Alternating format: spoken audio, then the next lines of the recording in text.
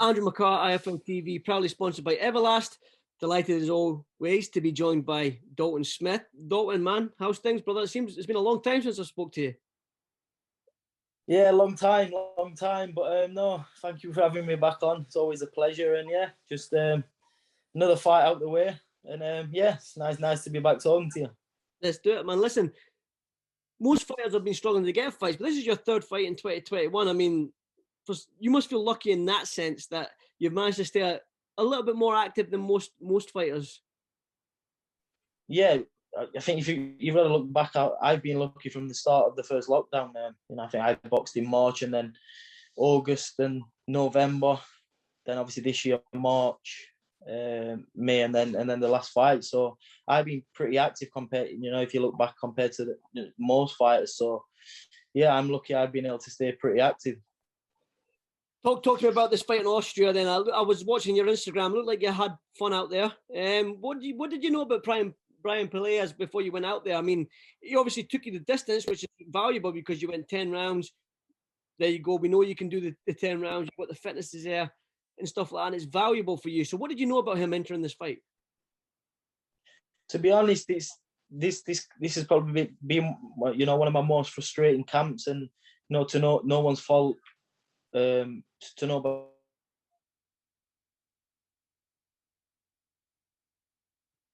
in LA a month ago.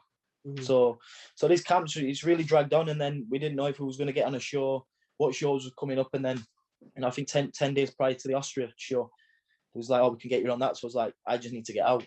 I've been training for 13, 14 weeks, whatever it is. I just needed to get out. The original opponent was a Mexican fighter. So we was working on him, and then with the show getting changed, we got Brian Peleas, however you pronounce his name. But I didn't see much on him. My dad went through a few opponents and said, you know what, this will be a good opponent for us. We'll possibly get the rounds out, which is the main thing I needed. And then in the fight, I think from like rounds 1, 2, 3, 4, I was busting him up pretty bad, and then he was very durable. You can't take nothing away from him. It was there till the end, and I think for me it was getting those 10 rounds. As I went into like 5, 6, 7. If you've seen the fight, I was just cruising it, and me and my dad said, look, this is the perfect fight for us to get some rounds in. The kids, he's always there to fire back and always give you something to think of. So, we sat there, we was in the corner, my dad just said, enjoy yourself, and I need the rounds. So that's what we did. That's a good thing, because you have been, you're 9-0-7 knockouts now, so you have been blowing guys out there in first, second, third, fourth round. And I think these fights are more valuable for your career than getting these guys out early. I mean, Lee Appleyard was a good test for you. You managed to get him out then, but then we didn't see you do the rounds. We didn't see what your fitness is like. Can you maintain that pressure for the full 10 rounds? And you've proven that you can. Is that down to maybe your maturity now as a fighter, that you know how to pace yourself and you're not going in there trying to blow everyone out? And like your dad said there, your dad's obviously a great coach. He said, enjoy yourself. Let's not try and look for it, just to go out there and enjoy yourself. Is that just testament to obviously your dad's great coaching and your maturity in the game now? Yeah, I think it all plays a part to it. From my last four fights, they you can say they've been my step up fights. Each fight after that, and it's all right blasting people out. I'm not knocking that. I'd want that, but it's not doing my career no good if I'm not getting the rounds in. Because if it comes up to me fighting a British, or like you said, this Intercontinental title I've just won.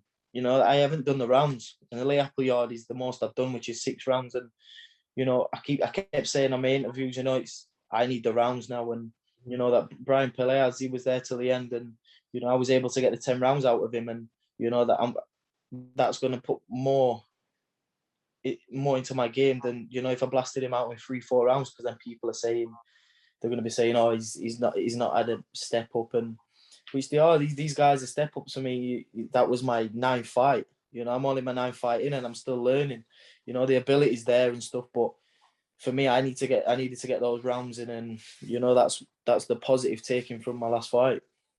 I'm glad you said that you're still learning and stuff like that. And I think when you've got guys like me and boxing fans in general, when they watch Dalton Smith, when they watch yourself, they're looking at you and being, this kid's got a talent.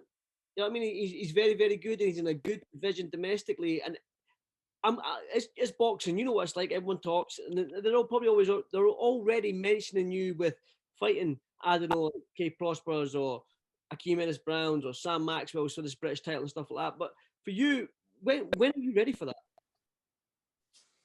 Of course, and it's a matter when. You know, it's my team. I'm 24 at the minute. You know, and I think my last fight, a lot of the commentary on that was around Josh Taylor. You know, obviously it's phenomenal what Josh Taylor's done, but you know, I'm nowhere near up that level yet. You know, the ability's there, but to become an overall all-round fighter, you know, I've got to fight these domestic fights, and that's what we're doing. You know, I've got the 10 rounds in. That's my first championship rounds. You know, an extra 2 is the full championship rounds, but you know, that's another learning curve for me. I got the 10 rounds in. I know how to pace the rounds now, and then we keep chipping away. You know, I'm 24. I'm in this for the long run. I'm in here to do it properly, and I'm not in it to rush it for nobody else. You know, at the end of the day, I want to come out of my career, and you know, me and my team have done everything right for me and nobody else, and that's the way it goes. And you know, keep chipping away, keep learning like I have been in each fight, and then you know, reach the top and become world champion one day, like your fellow countryman Josh Taylor. I've got to say, when I was in Miami when you fought, so I didn't see your whole fight. I only saw little clippets and little snippets here and there. And like, what was the commentary? What was being said about Josh Taylor? Were they wanting you in there already with him, or were they comparing you to Josh? What was being said? You know, basically, yeah, just compared me to Josh, and obviously, you know what I think of Josh. He's an unbelievable fighter, and I learn from him all the time. You know, I study him, so yeah, I think. Because the platform I'm on now and the pressure, you know, they're expecting, you know, as though I'm world level now, which 100% I'm going to be there one day. But you know, I'm going to learn my craft. Mm-hmm. So, and that being said, then, are you ready for, like, when you look at the guys in the top, like top 14 in Britain, like domestically, the super lightweight division is stacked with talent. There's an unbelievable talent pool there, and you got Sam Maxwell and Akeem Ennis Brown. You can say what you want about who won that fight and stuff like that, but again, 2 fighters. Akeem Ennis Brown's young, your age as well. You've got Harlem Eubank in and around where you are, 11 fights. You know what I mean? But then you go on and you've got like bloody Lewis Ritson as well. Do you know what I mean? You've got Tyrone McKenna there or thereabouts. Do you know what I mean? So for you, is your management team in STN and Eddie Hearn, are they going to navigate you to one of these guys? Obviously, because I think right now in the Britain, for you to take that step up, you're going to have to face one of these guys in the top 10. Have you and your team spoke about that? If so, when would you see yourself in the ring with these guys? Of course, and in the next couple of fights, you know, I'm pushing. That was my 9th fight now, so you know, next year I want to be pushing towards the British. So one of those names you mentioned, you know, that's going to put me on the right pedestal to, you know, to push towards the British and the domestic titles. And like you say, I'm never going to be short for fights in this division. You know, even to get out domestically, there's plenty of fights out there. So, you know, there's a lot of competition. Sam Maxwell's the British champion just now. If he's still there or thereabouts, I mean, I know Sam quite well. I know you quite well. And again, put my selfish boxing fan hat on, as a fight I would like to see. Of course, you know, we're both young fighters, and you know, I was happy that Sam won the British title. You know, I got a lot of time for Sam.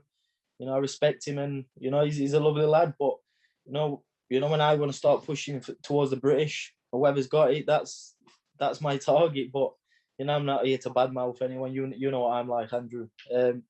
But yeah, you know, whoever's got the British at the time when I'm ready for it, that's what I want. You mentioned Josh Taylor there. I mean, after his, I think I spoke to you before when he won the undisputed title and stuff like that, and rightfully so, he's been enjoying life and stuff like that.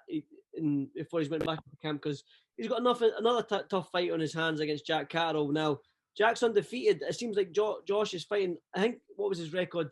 His last 6 opponents were 136-1, and that one loss was Terence Crawford against Terence Crawford.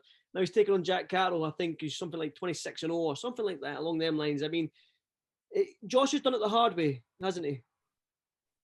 Yeah, Josh has done it the hard way, and you can say he's done it the hard way, but what he's achieved in that amount of fights is unbelievable. You know, for a young fighter, for me like that, that's someone for me to look up to.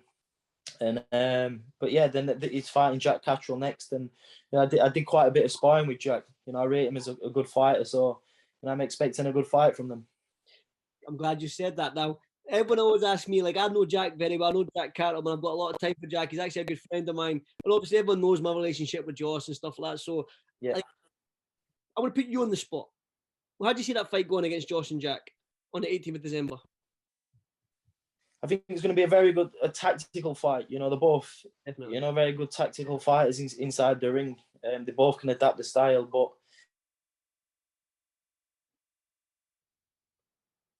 oh, you broke up there. Josh has gotten, you know, in a Al Shine fight.